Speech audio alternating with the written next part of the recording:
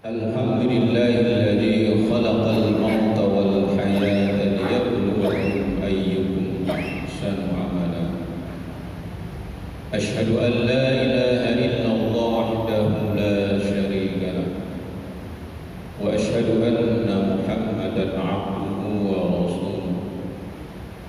اللهم صل وسلم على سيدنا محمد وعلى آله وأصحابه أجمعين.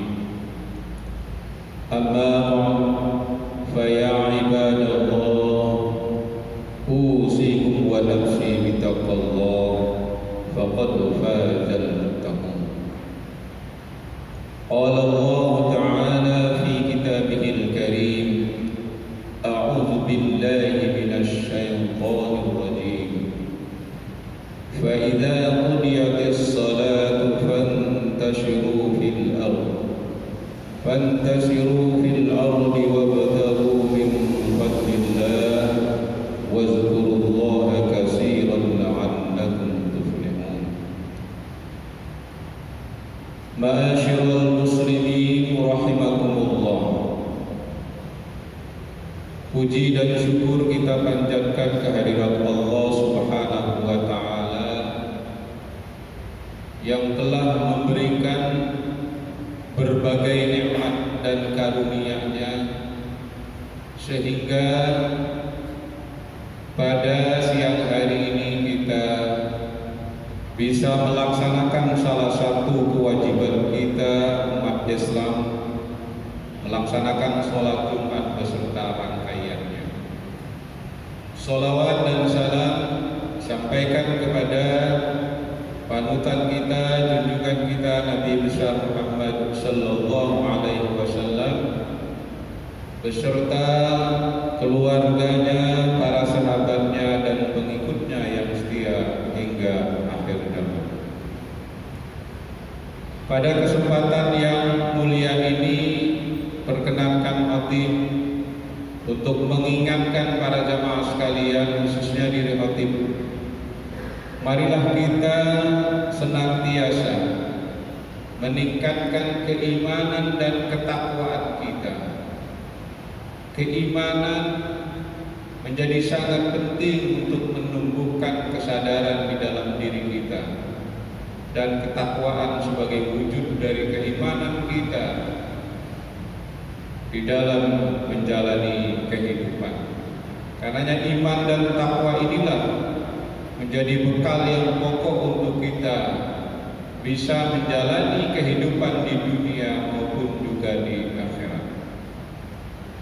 Hadirin jamaah rahimakumullah, wabah pandemi COVID-19 yang terjadi lebih dari 200 negara di dunia ini tentu memiliki dampak yang luar biasa bagi kehidupan bangsa maupun juga bagi kehidupan masyarakat, baik secara ekonomi, secara politik, secara kesehatan, psikologis, pendidikan, dan juga aspek-aspek kehidupan yang lainnya. Kita telah mengetahui bersama bahwa secara ekonomi, akibat dari wabah pandemi COVID-19 ini, lebih dari 2,1 juta orang Indonesia yang di PHK ataupun juga dirumahkan, baik secara formal maupun juga informal. Begitu juga pertumbuhan ekonomi kita sangat lambat, bahkan ada yang mengatakan minus, ada yang mengatakan 3% dan seterusnya. Termasuk secara psikologis pun juga, karena begitu banyaknya informasi-informasi yang beredar yang begitu mengkhawatirkan terkait dengan wabah pandemi COVID-19 ini, maka secara psikologis ini juga akan mempengaruhi kehidupan masyarakat. Rasa takut, rasa khawatir untuk menjalani kehidupan ini tentu muncul di kalangan masyarakat. Karena wabah pandemi COVID hingga hari ini belum jelas kapan berakhirnya, Maka kemudian pemerintah mengambil kebijakan untuk melakukan era yang disebut sebagai era new normal, era adaptasi kehidupan. Mengapa ini perlu diambil? Karena wabah pandemi COVID belum jelas kapan berakhirnya, dan juga antivirus yang menjadi penangkal juga masih simpang siur. Apakah betul-betul ini bisa menangkal? Nah, ini juga masih dalam proses penelitian dan pengkajian. Karenanya masyarakat semakin berat kehidupannya ketika terus menerus kalau kemudian di rumah saja. Karenanya kemudian pemerintah mengeluarkan kebijakan kita melakukan aktivitas seperti halnya aktivitas normal, namun kita tetap memperhatikan protokol kesehatan yang telah ditetapkan oleh pemerintah. Salah satu yang sangat terpuruk, yang sangat terpukul akibat dari wabah pandemi COVID-19 ini adalah terkait dengan ekonomi masyarakat. Sampai era new normal sekarang ini pun juga kondisi ekonomi masyarakat ini masih banyak kesulitan-kesulitan. Oleh karena itu, OTIM memberikan beberapa langkah yang bisa kita lakukan untuk bisa mendorong perkembangan ekonomi masyarakat dan juga perkembangan kualitas kehidupan masyarakat di Indonesia. Mencari rezeki memang merupakan satu upaya yang luar biasa, terkadang bisa menyita waktu, menyita pikiran, menyita tenaga yang luar biasa. Dan ini tentu saja mencari rezeki merupakan hukum alam, sudah sunnatullah. Karena dalam kondisi apapun, termasuk dalam kondisi wabah pandemi 19 ya, atau di era new normal ini pun juga tetap kita dituntut untuk terus bergerak mencari rezeki.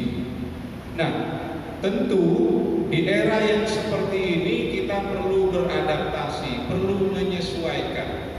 Nah, kata kunci yang sangat penting pada era sekarang ini tentu kreativitas dan inovasi menjadi kata kunci yang penting untuk kita bisa mengembangkan pekerjaan yang bisa jadi akan menambah peluang-peluang usaha kita. Bagaimana menumbuhkan kreativitas? Tentu yang perlu bisa kita lakukan adalah kita perlu beradaptasi dengan ilmu, pengetahuan, dan teknologi, beradaptasi dengan alam, dan juga beradaptasi dengan manusia. Beradaptasi dengan ilmu, pengetahuan, dan teknologi yang sekarang ini banyak dikembangkan, terutama teknologi informasi. Banyak sekarang pengembangan ekonomi diarahkan kreativitasnya itu pada pengembangan ekonomi yang berbasis online, berbasis daring, berbasis jaringan yang ada dengan menggunakan teknologi. Nah, karenanya kita perlu familiar dengan ilmu, pengetahuan, dan teknologi ini. Begitu juga tentu kita perlu familiar dengan alam semesta ini. Kita bisa membaca berbagai potensi, berbagai peluang yang ada di alam semesta ini untuk kita bisa kembangkan dan kita upayakan agar alam yang diberikan oleh Allah Subhanahu wa Ta'ala ini bisa memberikan kemanfaatan yang besar bagi kehidupan kita. Demikian pula kita perlu beradaptasi dengan orang lain dengan cara kita membangun jaringan, membangun kerjasama, membangun kebersamaan di dalam mengembangkan usaha. Inilah modal-modal yang bisa kita kembangkan di era pandemik ini dengan cara kita mengembangkan kreativitas, dengan cara kita beradaptasi dengan ilmu, pengetahuan, dan teknologi, beradaptasi dengan alam semesta, dan juga beradaptasi dengan manusia. Yang jelas bahwa dalam era sekarang ini yang sangat terbatas, tetap kita perlu bergerak, dan bergerak. Karena manusia ketika tidak bergerak akan mengalami kematian baik dari sisi ide, gagasan, ataupun juga dari sisi fungsi kita sebagai manusia. Hadirin jamaah Jumat rahimakumullah. Selain kita bekerja, tentu ada kunci yang lainnya untuk kita bisa mengembangkan ekonomi di era pandemi ini. Allah Subhanahu wa taala mengajarkan di dalam surah Nuh ayat 10 sampai dengan ayat 12. Allah Subhanahu wa taala berfirman, "A'udzu billahi minasyaitonir rajim. Faqultu astaghfiru rabbakum innahu kana ghaffara yursilis samaa 'alaikum midrara wa yumdidkum bi amwalin wa banin wa yaj'al lakum jannatin wa yaj'al lakum anhar." Maka katakanlah, bermohon ampunlah kepada Allah, karena sesungguhnya Dia Tuhan kamu atau Allah itu adalah Maha Pengampun. Dia Allah akan menurunkan hujan dari langit yang lebat, yang kemudian mengembangkan harta, kemudian anak-anak, dan juga menjadikan kebun-kebun dan juga sungai-sungai. Ayat ini menggambarkan bahwa ketika kita diminta untuk istighfar oleh Allah Subhanahu wa taala, maka Allah akan memenuhi. Di sana akan menurunkan hujan sebagai tanda kesuburan, sebagai tanda bahwa ada pintu-pintu rezeki diberikan oleh Allah Subhanahu wa taala manakala kita memperbanyak istighfar. Menurut Imam Raghib Asbihani mengatakan bahwa istighfar itu bukan hanya kita ucapkan secara lisan saja, tetapi juga memang perlu diiringi dengan perbuatan pertobatan kita kepada Allah Subhanahu wa taala, dan juga perlu kita membenahi perbaikan. Nabi Shallallahu Alaihi Wasallam memperkuat terkait dengan ayat surah Nuh ayat 10 sampai 12 ini. Man aksarul istighfar ja'alallahu min kulli hammin faraja wa min kulli daikin makhraja wa rizqahu min haitsu la yahtasib. Barang siapa yang memperbanyak istighfar, niscaya Allah Subhanahu wa taala akan menghilangkan kesedihan-kesedihannya, dan juga kesulitan-kesulitannya akan dilapangkan dan diberikan rezeki dari arah yang tidak terduga. Nah, oleh karena itu, di era pandemik ini, kita sebagai umat manusia yang penuh dengan dosa, penuh dengan kesalahan-kesalahan, sebagai makhluk al-insan mahalul khata wan nisyan, sebagai manusia tempatnya lupa dan tempatnya bersalah, maka inilah peluang yang sangat besar untuk kita terus memperbanyak istighfar, memohon ampun kepada Allah Subhanahu wa taala, dan mudah-mudahan Allah Subhanahu wa taala mengeluarkan berbagai kesulitan yang ada pada diri kita dan juga memberikan rezeki yang tidak terduga. Hadirin rahimakumullah. Yang selanjutnya, Allah Subhanahu wa taala juga mengajarkan untuk membuka pintu rezeki kita, terutama di era new normal sekarang ini, adalah dengan kita memperbanyak sedekah. Dengan sedekah inilah maka kita nanti akan banyak mendapatkan doa, banyak mendapatkan kenalan, banyak mendapatkan kasih sayang, dan berbagai hal. karena kita melakukan sedekah. Sedekah dalam konsep Islam bukan hanya berbentuk materi, tetapi bisa juga berbentuk immateri atau yang non materi. Kita bisa membantu manakala kita memiliki waktu, kita bisa mengeluarkan waktu atau membagikan waktu kita, entah itu mengajar ngaji, entah itu menolong orang, ataupun juga yang lainnya bisa kita lakukan sebagai bagian dari sedekah. Kalau kita belajar dari para sahabat Nabi besar Muhammad sallallahu alaihi wasallam, betapa luar biasanya Abu Bakar ketika membebaskan Bilal bin Rabah. Ini luar biasa. Emas yang dikeluarkan itu sangat tinggi sekali. Begitu juga Umar bin Khattab, Utsman bin Affan, dan juga sahabat-sahabat yang lainnya, mereka berlomba-lomba untuk mengeluarkan sedekah. Karenanya sedekah ini bisa melipat gandakan apa yang telah kita sedekahkan dan juga melipat gandakan harta yang kita miliki. Al-Quran menyebut beberapa ayat yang berkaitan dengan sedekah dari mulai surah Al-Baqarah 261 sampai 267. Ini diperjelas tentang penjelasan-penjelasan yang banyak berkaitan dengan sedekah.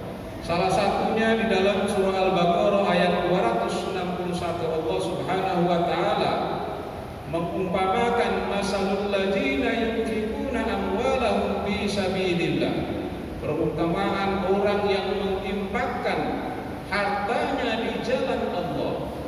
Kama salihabbatin ambatat sab'a sanabil.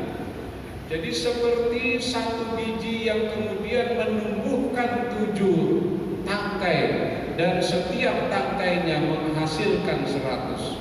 Berarti kalau kita mensedekahkan 1 itu akan dilipat gandakan menjadi 700. Inilah luar biasanya Allah Subhanahu wa taala berjanji di dalam Al-Qur'an surah Al-Baqarah 261, bagi orang yang melakukan sedekah akan dilipat gandakan dalam kekayaan. Hadirin jamaah rahimakumullah. Jadi dengan demikian para jamaah sekalian, di era kondisi new normal ini, marilah kita perkuat kerja-kerja kita dengan kerja-kerja yang kreatif, dengan kerja-kerja yang cerdas, dan juga perlu kita imbangi dengan kita memperbanyak ibadah, memperbanyak istighfar, dan sekaligus juga memperbanyak sedekah. Karena di dalam konsep Islam, antara kerja dan juga ibadah itu tidak bisa dipisahkan. Allah Subhanahu wa taala berfirman, "Fa idza qudiyatis shalatu fantasiru fil ardh wabtaghu min fadlillah wazkurullaha katsiran la'allakum tuflihun." Apabila kamu telah selesai melaksanakan sholat Jumat, maka bertebaranlah di muka bumi ini dan carilah keridhaan Allah, rahmat Allah, dan berzikir banyaklah kepada Allah. Niscaya nanti kamu akan memperoleh keberuntungan. Mudah-mudahan khutbah yang singkat ini bisa memotivasi kita semua untuk senantiasa bekerja keras, bekerja cerdas, dan juga memperbanyak istighfar, memperbanyak sedekah, yang mudah-mudahan pintu rezeki akan dibuka oleh Allah Subhanahu wa taala. Barakallahu li wa lakum bil Qur'anil azim wa nafa'ani wa iyyakum bima fihi minal ayati wa zikril hakim wa qur rabbi ighfir warham wa anta khairur rahimin.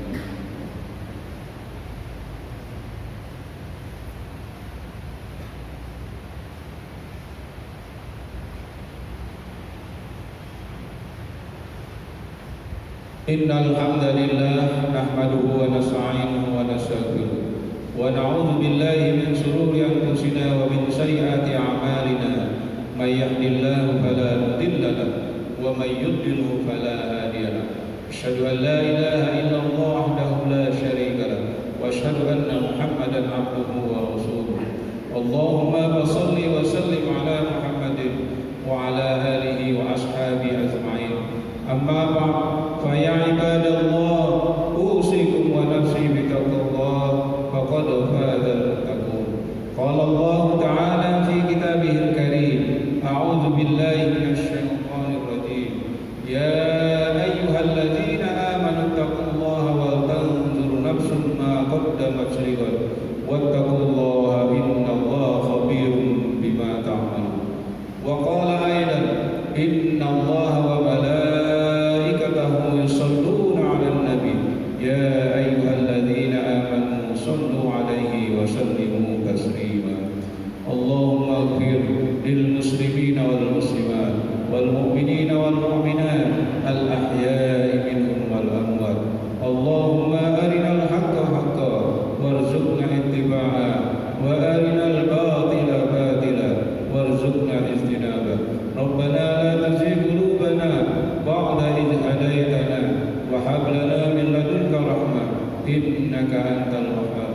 ربنا ظلمنا أنفسنا وإن لم تغفر لنا وترحمنا لنكونن من الخاسرين. بسم الله الذي لا يضر مع اسمه شيء في الأرض ولا في السماء وهو السميع العليم. اللهم ادفع عنا الغلاء والبلاء والوباء والفحشاء والمنكر والسيوف المختلفة والشدائد والمحن ما جهر منها وما بطن من بلدنا خاصة ومن بلدان المسلمين عامة إنك على كل شيء قدير. ربنا آتنا من لدنك رحمة وهيئ لنا من أمرنا رشدا. ربنا آتنا في الدنيا حسنة وفي الآخرة حسنة وقنا عذاب النار. ربنا تقبل منا إنك أنت السميع العليم وتب علينا إنك